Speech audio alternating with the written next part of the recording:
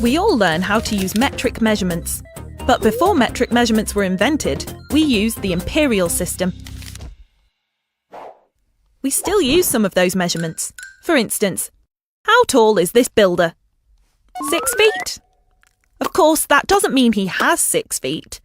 It means he's 6 feet tall, which is an old way of measuring length, feet and inches. We can also measure him using centimetres. 6 feet is the same as 183 centimetres. Now, let's see how much he weighs in pounds, the imperial measure for weight.